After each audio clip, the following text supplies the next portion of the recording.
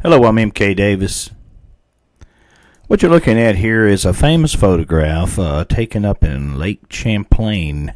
I believe that's in New York. It was taken by Miss Sandra Mansi. It's just referred to as the Mansi photograph of the alleged lake monster that's supposed to be living there. I just did a kind of a cursory examination. I wanted to see what the photo would give you if you examined it, and I found one interesting aspect to it.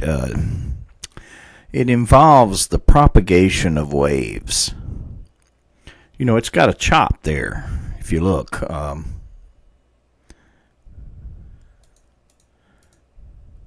Just boost the contrast just a little bit. You see these waves.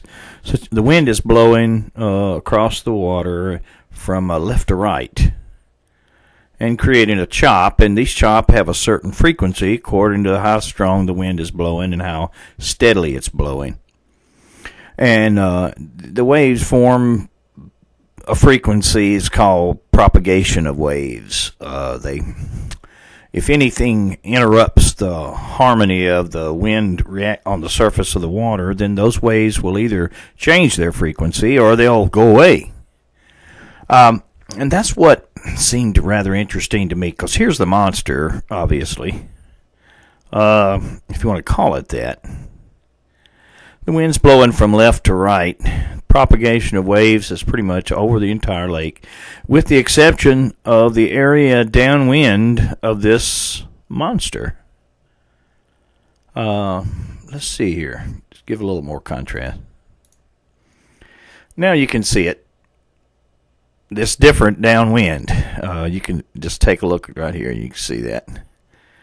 And it takes a certain amount of time if a monster were to just rise up and block the wind.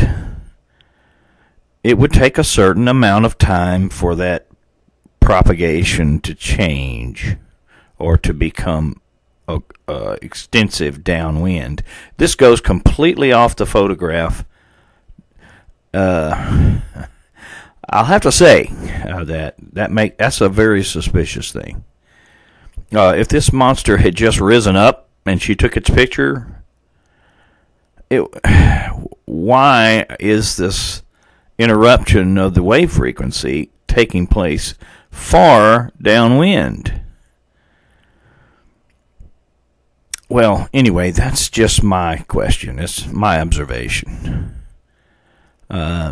Just based on that alone, I would bet that you could go back to this same place and it would still be there. Maybe not now, but she could not tell the people who were investigating it where she took the photo on the lake. And I'm guessing that if you went back there, within a certain length of time, you would still see that obstruction, and it would still be interrupting the propagation of waves when the wind blew that direction. Anyway, I thank you for your time.